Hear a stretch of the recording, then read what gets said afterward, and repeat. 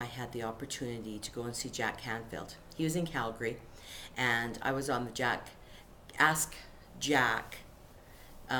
He has a monthly free call, and I love going and listening to that. One of the questions that he answered was, "How can I find out more about what you do?"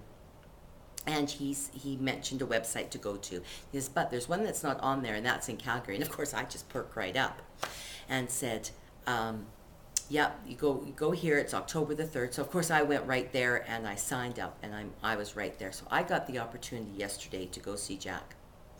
Three really important things happened to me.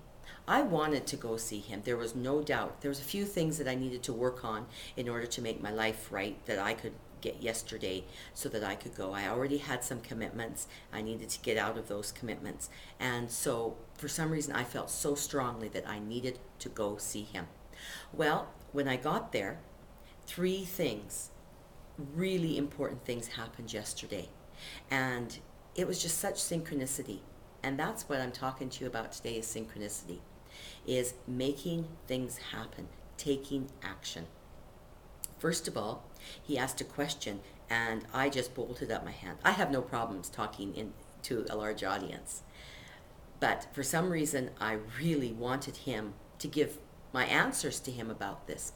And his question was, and my answer to the question that he had given was, and if you want to know what the question was, I want you to email me at patty@bestlifestressmanagement.com for the question, all right? So that's patty@bestlifestressmanagement.com, and I'll give you the question that he had asked me. Anyways, let me tell you, my answer wasn't what he expected. I felt defiant, and I felt, okay, I'll tell you, it was about the word won't. But I'm not going to talk a little bit more than that, because I'm also going to talk about can't versus won't in another video. But when I said the word won't, I automatically became, I won't do this, I won't do that. I became defiant, and I became rebellious.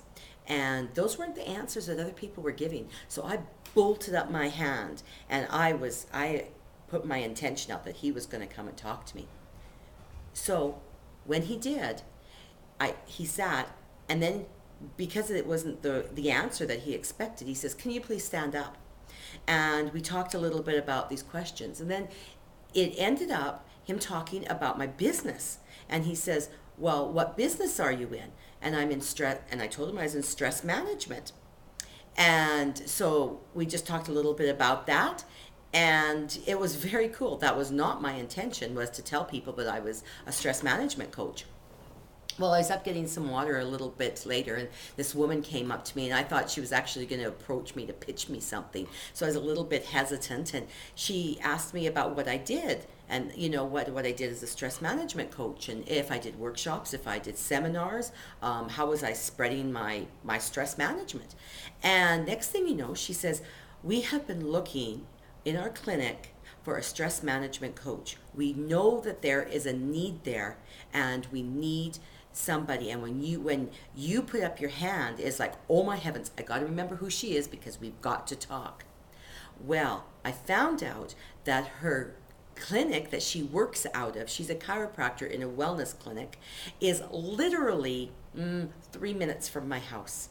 She says, "We've got to talk, we've got to get together, you've got to come and see what we do here." Oh, I couldn't believe it. This was so wonderful. She says, "I've Googled everything.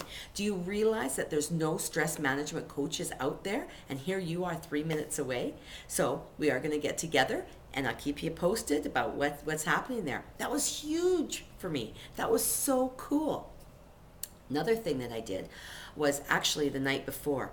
Every day, every night for, months, I've been listening to, and I've listened to it for years now, on and off, but really every single night, don't miss a night, for a couple of month, maybe 2 months.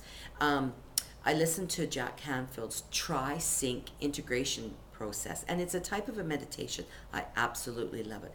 I know it has changed my life. I know it has changed about how I feel. My confidence is greater. I feel more clarity in what I do in my personal and my business life. It is just put me on top of my game. I know that. And the night before, I had this inspiration, And Jack today had said it's called Inspired Actions. I had this inspiration. I've really started to learn to listen to that. I know I'm blabbering on, but this is really important, so I hope you can hang in there with me. So, you know what? I'm going to tell you about that one tomorrow. So, inspired actions. Let me tell you about that one tomorrow so it doesn't seem, so I'm not talking too much. All right. Talk to you later. Bye.